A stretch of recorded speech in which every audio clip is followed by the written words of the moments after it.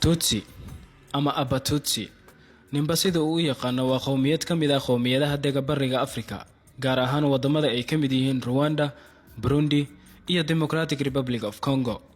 Tutsi tira ahaan waxa lagu qiyaasaa 2 milyan iyo bar. Luqadda ay ku hadlaan waa luqadda Kinyarwanda iyo Kirundi. Qowmiyadan asal ahaan waxa la sheegaa inay ka soo jeedaan geeska Afrika, gaar ahaan dalalka Soomaaliya iyo Djibouti, sida ay sheegeen qoraallo taariikhi ah oo yaala madxafka Brussels.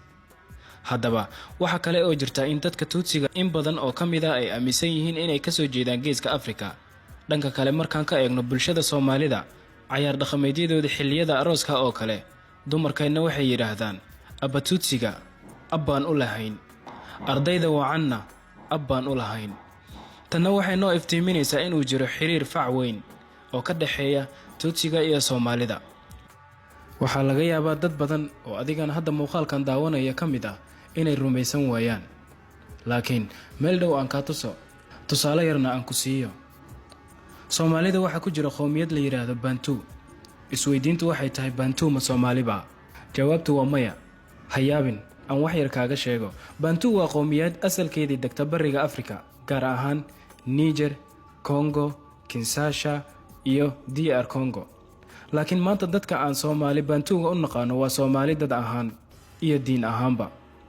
Isla marxaladan oo kale waxa ku sugan Tutsiga oo muuqaal ahaan aad inoogu eg madowga, dhirirka iyo duuduubnidaba.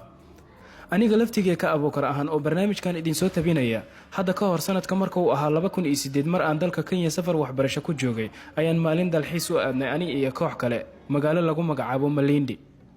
Malindi waa magaalo ay maraan wabiga Galana iyo badweynta India, waana magaalo xeebeed waxa ayna xagga waqooyi 120 kiiloomitir kaga beegan tahay magaalada Mombasa.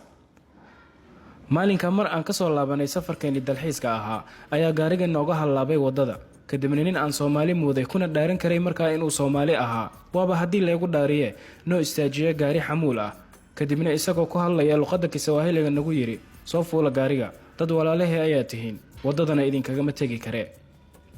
Kadib baan kula kaftamay naxariis badnida ma koonfurta Soomaaliya ayaad ka soo jeedaa. Kadib ayuu igu yiri asaga oo dhoola cadeynaya maya ee xageed dalashadaada u marin habaabinaysa adiga oo ah nin Tutsi ah. Kadib baan anna kula kaftamay naga daa ciyaarta.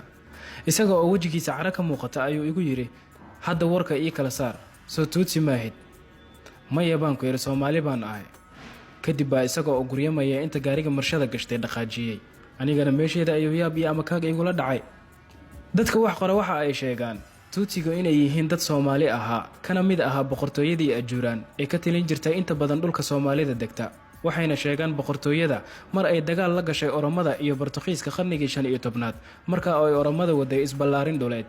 Dagaalka inay ku firxadeen dadka Tutsiga ah kuna galeen dalalka jaarka ah, gaar ahaan Kenya, Rwanda, Burundi, DR Congo iyo dalal kaleba.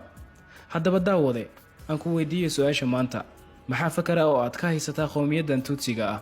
Ma Soomaaliba mise weli waxaan wadnaa faduusheennii aan geeska Afrika la fadhinay? Bal adiga aan ku daaya jawaabta.